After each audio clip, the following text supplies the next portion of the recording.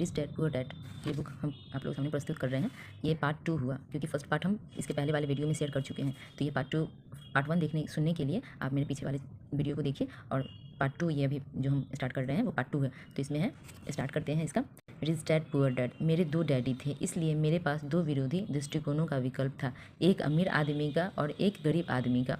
तो इसमें हम पूरे रिच डैड पुअर डैड के बारे में पढ़ेंगे, ठीक है। इसके पहले कुछ बुक का अंश था, वो हम आप लोगों सामने प्रस्तुत कर चुके हैं। तो फर्स्ट वीडियो देख लीजिए, सुन लीजिएगा, तो आप लोगों को ज़्यादा मतलब समझने में आसानी होगा। उसके बाद यहाँ से आपका पूरा बुक स्टार्ट होता है, तो इसे प्लीज़ केयरफुली सुनें, ठीक है। अगर rich dad poor dad book को अगर सुनना चाहते हैं, तो अगर पढ़ना चाहते हैं तो हम समय नहीं बर्बाद करते हुए स्टार्ट करते हैं, ठीक है। मेरे 2 डैडी थे, एक अमीर और एक गरीब। एक उच्च शिक्षित और बुद्धिमान थे, वे पीएचडी थे और उन्होंने 4 साल का पूर्व स्नातक पाठ्यक्रम 2 साल में ही प्रस्तुत कर लिया था। इसके बाद पढ़ाई करने के लिए वे स्टैनफोर्ड यूनिवर्सिटी, शिकागो यूनिवर्सिटी और नॉर्थ वेस्टर्न यूनिवर्सिटी गए। जाहिर है पूरी स्कॉलरशिप्स पर। दूसरे डैडी कभी 8वीं भी पास नहीं कर पाए। दोनों ही डैडी अपने करियर में सफल थे, दोनों ने ही जिंदगी भर कड़ी मेहनत की, दोनों ने ही काफ़ी पैसे कमाए, लेकिन एक हमेशा आर्थिक परेशानियों से जूझते रहे, दूसरे आगे चलकर हवाई के सबसे अमीर लोगों में से एक बने। एक अपनी मृत्यु के समय अपने परिवार, परोपकारी संस्थाओं और चर्च के लिए करोड़ों डॉलर छोड़ गए, दूसरे ने अधूरे बिल छोड़े जिनका भुगतान बाकी था। दोनों ही डैडी शक्तिशाली, करिश्माई और प्रभावशाली थे। दोनों ने ही मुझे सलाह दी, लेकिन उन्होंने एक जैसी चीज़ें करने की सलाह नहीं दी। दोनों ही शिक्षा पर बहुत जोर देते थे, लेकिन उन्होंने अध्ययन के लिए एक जैसे पाठ्यक्रम की सलाह नहीं दी। अगर मेरे सिर्फ एक ही डैडी होते तो मैं या तो उनकी सलाह मान लेता या फिर उसे ठुकरा देता। 2 डैडी होने से मुझे विरोधी दृष्टिकोण का विकल्प मिला, एक अमीर आदमी का और दूसरा गरीब आदमी का। उनमें से किसी एक दृष्टिकोण को स्वीकार या अस्वीकार करने के बजाय मैं उनकी कई बातों पर काफ़ी सोच विचार करता था, उनकी तुलना करता था और फिर अपने लिए विकल्प चुनता था। समस्या यह थी कि अमीर डैडी उस वक्त अमीर नहीं थे और गरीब डैडी उस वक्त गरीब नहीं थे। दोनों ही अपना कैरियर शुरू कर रहे थे और दोनों ही आर्थिक व पारिवारिक क्षेत्रों में संघर्ष कर रहे थे, परंतु पैसे के बारे में उनके दृष्टिकोण बहुत भिन्न थे। मिसाल के तौर पर एक डैडी कहते थे, पैसे का प्रेम ही सारी बुराई की जड़ है। पैसे का प्रेम ही सारी बुराई का जड़ है, एक डैडी कहते थे। दूसरे डैडी कहते थे, पैसे की कमी ही सारी बुराई की जड़ है। तो देखिए दोनों बात का कितना अंतर है। पैसे का प्रेम ही सारी बुराई का जड़ है और दूसरे कहते थे, पैसे की कमी ही सारी बुराई की जड़ है। दो शक्तिशाली डैडियों की अलग अलग सलाह से बचपन में मुझे बड़ी उलझन होती थी। मैं एक अच्छे बेटे की तरह उनकी बातें सुनता था और उन पर अमल करता था। दिक्कत यह थी कि दोनों डैडी एक सी बातें नहीं कहते थे। उनके दृष्टिकोण में ज़मीन आसमान का अंतर था, खासतौर पर पैसे के संबंध में। इससे मैं बहुत चकराता था, लेकिन मेरी जिज्ञासा जाग गई। मैं काफ़ी समय तक सोचता रहता था कि उनमें से किसने क्या कहा और क्यों कहा। अपने खाली समय में अधिकतर मैं इसी बारे में विचार करते हुए खुद से यह सवाल पूछता था, उन्होंने ऐसा क्यों कहा। फिर मैं दूसरे डैडी की कई बातों के बारे में भी यही सवाल पूछता था। इसके बजाय तो यह कहना ज़्यादा सरल होता, हाँ उनकी बात बिल्कुल सही है, मैं इससे सहमत हूँ, या यह कहकर उनके यह दृष्टिकोण को नकार देना भी आसान होता। उन बुजुर्ग इंसान को पता ही नहीं है कि वे क्या बोल रहे हैं। मैं दोनों डैडियों से प्रेम करता था, इसलिए मैं सोचने के लिए विवश हुआ और अंततः मुझे अपने लिए सोचने का तरीका चुनने की खातिर मजबूर होना पड़ा। इस प्रक्रिया में अपने लिए विकल्प चुनना आगे चलकर काफ़ी मूल्यवान साबित हुआ, जो किसी दृष्टिकोण को सिर्फ स्वीकार या अस्वीकार करने से संभव नहीं था। अमीर लोग ज़्यादा अमीर बनते हैं और गरीब ज़्यादा गरीब तथा मध्यम वर्ग कर्ज में डूबा रहता है। इसका एक कारण यह है कि पैसे का विषय स्कूल में नहीं, घर पर पढ़ाया जाता है। हम में से ज़्यादातर लोग पैसे के बारे में अपने माता पिता से सीखते हैं। गरीब माता पिता अपने बच्चों को पैसे के बारे में क्या सिखा सकते हैं। वे बस कह सकते हैं, स्कूल जाओ और मेहनत से पढ़ो। हो सकता है कि बच्चा बेहतरीन ग्रेड के साथ पढ़ाई पूरी कर ले, लेकिन इसके बाद भी उसकी आर्थिक प्रोग्रामिंग और मानसिकता तो गरीब व्यक्ति की ही रहेगी। दुर्भाग्य से पैसे का विषय स्कूलों में नहीं पढ़ाया जाता। स्कूल में वित्तीय योग्यताओं के बजाय अकादमिक और पेशेवर योग्यताओं पर जोर दिया जाता है। ब्रैकेट में कुछ है लाइन जो कि बहुत ज़रूरी है, उसको हम बोलते हैं। 1997 में जब यह पुस्तक पहली बार प्रकाशित हुई थी, अमेरिका का राष्ट्रीय कर्ज $5.5 ट्रिलियन में कम था। आज 25 साल बाद यह $29 ट्रिलियन के चौंकाने वाले आंकड़े तक पहुंच चुका है। यह बहुत भारी रकम होती है। तो यहाँ से ब्रैकेट आपका खत्म होता है। फिर उस लाइन को जो हम बोले थे, पेशेवर योग्यताओं पर जोर दिया जाता है, वहाँ से स्टार्ट करते हैं। इससे यह स्पष्ट होता है कि जिन चतुर बैंकरों, डॉक्टरों और लेखापालों ने स्कूल कॉलेजों में बेहतरीन ग्रेड पाए थे, वे जीवन भर पैसे के लिए क्यों जूझते रहते हैं। अमेरिका पर जो भारी राष्ट्रीय कर्ज है वह काफ़ी हद तक इसी कारण है क्योंकि जो उच्च शिक्षित राजनेता और सरकारी अधिकारी वित्तीय निर्णय ले रहे हैं उनके पास पैसे के लिए बहुत कम प्रशिक्षण है या जरा भी नहीं है। आज मैं अक्सर सोचता हूँ कि तब क्या होगा जब जल्द ही हमारे बीच लाखों करोड़ों लोग होंगे जिन्हें आर्थिक और चिकित्सकीय सहायता की ज़रूरत होगी। आर्थिक सहायता के लिए वे अपने परिवार या सरकार पर निर्भर रहेंगे। जब मेडिकेयर और सामाजिक सुरक्षा का पैसा खत्म हो जाएगा तब क्या होगा? देश कैसे बचेगा? अगर पैसे के बारे में बच्चों को सिखाने का काम माता पिताओं के भरोसे छोड़ दिया जाएगा जिनमें से अधिकतर या तो पहले से ही गरीब है या फिर गरीब होने वाले हैं। चूँकि मेरे पास 2 प्रभावशाली डैडी थे इसलिए मैंने दोनों से ही सीखा। मुझे हर डैडी की सलाह के बारे में सोचना पड़ता था और ऐसा करके मैंने इस बारे में बहुत मूल्यवान ज्ञान हासिल किया कि किसी इंसान के बारे के विचार उनके जीवन पर कितना ज़्यादा असर डाल सकते हैं। मिसाल के तौर पर एक डैडी में यह कहने की आदत थी, मैं इसे नहीं खरीद सकता। दूसरे डैडी ने इन शब्दों को प्रतिबंधित कर दिया था। वे जोर देते थे कि मैं इसी बात को इस तरह पूछूं, मैं इसे कैसे खरीद सकता हूँ। एक वाक्य कथन है और दूसरा प्रश्न है। एक में बात खत्म हो जाती है और दूसरे में आप सोचने के लिए मजबूर होते हैं। मेरे जल्द ही अमीर बनने वाले डैडी समझाते थे कि मैं इसे नहीं खरीद सकता कहने से आपका दिमाग किस तरह काम करना छोड़ देता है। दूसरी ओर मैं इसे कैसे खरीद सकता हूँ यह सवाल पूछने से आपका दिमाग सक्रिय होता है। ये लाइन आपको बता दें कि ये लाइन काफ़ी इंपॉर्टेंट लाइन है जो कि मतलब हर गार्जियन नहीं बोलता है। अक्सर बोलता है कि नहीं होगा तो नहीं होना ये तो कोई भी बोल सकता है, लेकिन होगा कैसे इस पर जोर देना चाहिए। और ये बुक इसलिए हमें ज़्यादा अच्छा लगा कि इस बुक को आप लोग ज़रूर सुने, काफ़ी अच्छा बुक है ये। उनका यह मतलब नहीं था कि आपका जिस भी चीज़ पर दिल आ जाए आप उसे खरीद लें। उन्हें अपने दिमाग की कसरत कराने का जुनून था जिसे वे संसार का सबसे शक्तिशाली कंप्यूटर मानते थे। वे कहते थे मेरे दिमाग की शक्ति हर दिन बढ़ती है क्योंकि मैं इसका व्यायाम करता हूँ। यह जितना ज़्यादा शक्तिशाली बनता है मैं उतने ही ज़्यादा पैसे बनाता हूँ। वे मानते थे कि स्वचालित ढंग से मैं इसे नहीं खरीद सकता कहना मानसिक आलस्य की निशानी है।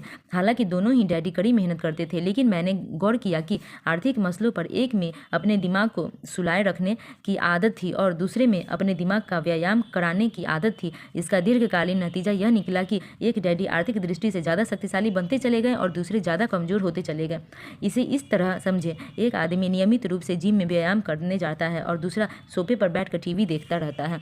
इसका क्या परिणाम होगा? जिस तरह सही शारीरिक व्यायाम आपके आपके अवसरों को बढ़ा देता है उसी तरह सही मानसिक व्यायाम दौलत के आपके अवसरों को बढ़ा देता है। मेरे दोनों डैडियों के विरोधी नज़रिए थे और इससे उनके सोचने के तरीके पर असर पड़ता था। एक डैडी सोचते थे कि अमीरों को ज़्यादा टैक्स देना चाहिए ताकि गरीबों को फ़ायदा मिल सके। दूसरे डैडी कहते थे टैक्स उत्पादन करने वाले लोगों को सज़ा देता है और उत्पादन ना करने वालों को पुरस्कार देता है। एक डैडी सलाह देते थे मेहनत से पढ़ो ताकि तुम्हें किसी अच्छी कंपनी में नौकरी मिल जाए। दूसरे डैडी यह नसीहत देते थे मेहनत से पढ़ो ताकि तुम्हें खरीदने के लिए कोई अच्छी कंपनी मिल जाए। एक डैडी कहते थे मैं इसलिए अमीर नहीं हूँ क्योंकि मुझे तुम बाल बच्चों को पालना पड़ता है। दूसरा का कहना था मुझे इसलिए अमीर बनना है क्योंकि मुझे बाल बच्चों को पालना है। एक डैडी डिनर टेबल पर पैसे और कारोबार संबंधी बातें करने के लिए हमेशा प्रोत्साहित करते थे, जबकि दूसरे डैडी ने भोजन करते समय पैसे संबंधी बातचीत पर प्रतिबंध लगा रखा था। एक कहते थे जहाँ पैसा का मामला हो वहाँ सुरक्षित खेलो, जोखिम मत लो।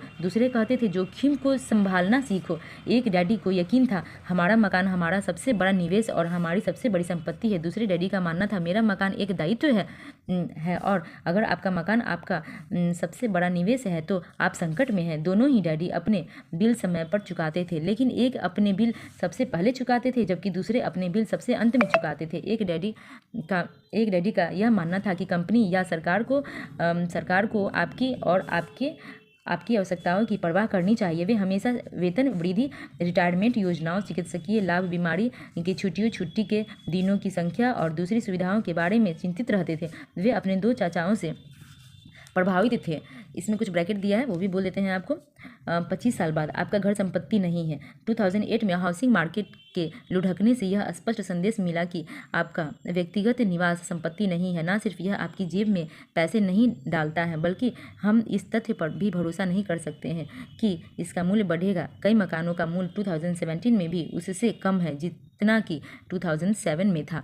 तो इसी के बाद एक एग्जाम्पल आपको दिया जा रहा है कि ऐसा हो चुका है, तो इसे आप समझे कि हाँ ये उस बेस पे ही आगे का दिया हुआ है। ठीक है, तो देखते हैं। हाँ, प्रभावित है जो सेना, अब ब्रैकेट खत्म हो गया आपका जो समझाने। हाँ, जो सेना में चले गए थे और 20 साल की सक्रिय सेवा के बाद उन्होंने जीवन भर के लिए सेवानिवृत्ति एवं अधिकार पैकेज हासिल कर लिया था। वे सेना द्वारा सेवानिवृत्ति कर्मचारियों को दिए जाने वाले चिकित्सकीय लाभ और अन्य सुविधाओं की भी तारीफ करते थे। वे विश्वविद्यालय में उपलब्ध लंबी कार्यकाल अवधि से भी प्रेम करते थे। कई बार आजीवन नौकरी की सुरक्षा और लाभ का विचार नौकरी से भी ज़्यादा महत्वपूर्ण दिखता है। वे प्रायः कहते थे, मैंने सरकार के लिए बहुत मेहनत से काम किया है, इसलिए मैं इस तरह के लाभ का हकदार हूँ। दूसरे डैडी पूरी तरह से आर्थिक स्वावलंबन में यकीन करते थे। वे सुविधा भोगी या अधिकार की मानसिकता के विरोधी थे और कहते थे कि यह मानसिकता लोगों को कमजोर तथा आर्थिक रूप से जरूरतमंद बनाती है। वे आर्थिक रूप से सक्षम होने पर बहुत जोर देते थे। एक डैडी कुछ डॉलर बचाने के लिए जूझे, दूसरे ने निवेश उत्पन्न किए। एक डैडी ने मुझे सिखाया कि अच्छी नौकरी खोजने के लिए प्रभावशाली बायोडेटा कैसे लिखा जाए। दूसरे ने मुझे सिखाया कि शक्तिशाली व्यावसायिक और वित्तीय योजनाएं कैसे लिखी जाए ताकि मैं दूसरों को नौकरियां दे सकूं। दो शक्तिशाली डैडियों के साथ रहने की वजह से मुझे यह विश्लेषण करने का अवसर मिला कि अलग अलग विचारों का जीवन पर कितना अलग अलग असर होता है। मैंने गौर किया कि लोग दरअसल अपने विचारों से ही अपने जीवन को आकार देते हैं। मिसाल के तौर पर मेरे गरीब डैडी हमेशा कहा करते थे, मैं कभी अमीर नहीं बन पाऊंगा। मेरे गरीब डैडी हमेशा कहते थे कि मैं कभी अमीर नहीं बन पाऊंगा और आगे चलकर उनकी यह भविष्यवाणी सही साबित हुई। दूसरी ओर मेरे अमीर डैडी हमेशा खुद को अमीर मानते थे। वे इस तरह की बातें कहते थे, मैं अमीर हूँ और अमीर लोग ऐसा नहीं करते। जब एक बड़े वित्तीय झटके के बाद वे दिवालिया होने के कगार पर थे, तब भी वे खुद को अमीर आदमी ही कहते रहे। वे अपने समर्थन में यह कहते थे, गरीब होने और करके होने में फ़र्क होता है। करका होना अस्थाई है, गरीब होना अस्थाई है। मेरे गरीब डैडी कहते थे, पैसे में मेरी कोई दिलचस्पी नहीं है या पैसा महत्वपूर्ण नहीं है। मेरे अमीर डैडी हमेशा कहते थे, पैसा ही शक्ति है। हमारे विचारों की शक्ति को कभी नापा नहीं जा सकता, ना ही उनके प्रभाव को कभी पूरी तरह समझा जा सकता है। लेकिन इसके बावजूद बचपन में ही मैं यह समझ गया था कि मुझे अपने विचारों पर ध्यान देना चाहिए और अपनी अभिव्यक्ति पर भी। मैंने गौर किया कि मेरे गरीब डैडी के गरीब होने का कारण यह नहीं था कि वे कम पैसे कमाते थे। उनकी तनख्वाह काफ़ी अच्छी थी। वे तो अपने विचारों और कार्यों के कारण गरीब थे। दो डैडी होने के कारण मैं बचपन में ही बहुत सजग और जागरूक हो गया था कि मैं किन विचारों को अपनाऊं, मैं किसकी बात मानूं, अपने विचार डैडी की या अपने अमीर डैडी की या गरीब डैडी की। हालांकि वे दोनों ही शिक्षा और सिखाने को बहुत महत्वपूर्ण मानते थे, लेकिन क्या सीखा जाए इस बारे में दोनों की राय अलग अलग थी। एक चाहते थे कि मैं मेहनत से पढूं, डिग्री हासिल करूं और पैसे कमाने के लिए कोई अच्छी नौकरी हासिल कर लूँ। वे चाहते थे कि मैं किसी पेशे में जाने या वकील या अकाउंटेंट बनने के लिए अध्ययन करूँ और किसी बिजनेस स्कूल में MBA करूँ। दूसरे डैडी मुझे प्रोत्साहित करते थे कि मैं अमीर बनने के लिए अध्ययन करूँ ताकि मैं यह समझ लूँ कि पैसा कैसे कमा करता है और यह काम करता है, और यह सीख लूँ कि इससे अपने लिए कैसे काम कराया जाए। मैं पैसे के लिए काम नहीं करता, ये शब्द वे बार बार दोहराते थे। पैसा मेरे लिए काम करता है। 9 साल की उम्र में मैंने यह फैसला किया कि मेरे पैसे के बारे में अपने अमीर डैडी की बात मानूंगा और उन्हीं से सीखूंगा। इसका मतलब यह निर्णय लेना भी था कि मैं अपने गरीब डैडी की बातें अनसुनी कर दूंगा, हालांकि उनके पास कॉलेज की ऊँची डिग्रियाँ थी।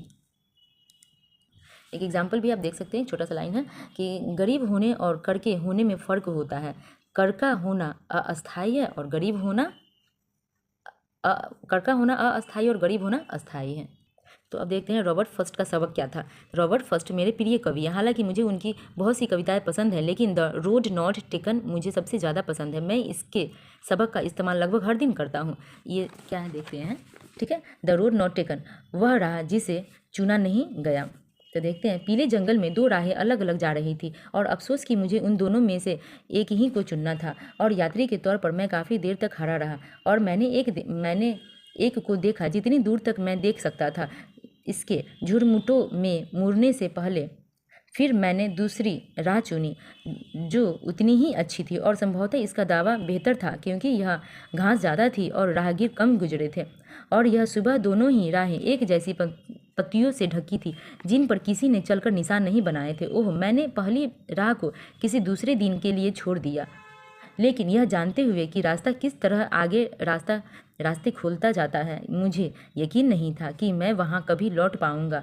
मैं आह भरकर यह कहूँगा, आज से युगों बाद एक जंगल में दो राहें अलग अलग जा रही थी और मैंने उस राह को चुना जिस पर कम लोग यात्रा करते हैं, और इसी से सारा फर्क पड़ा।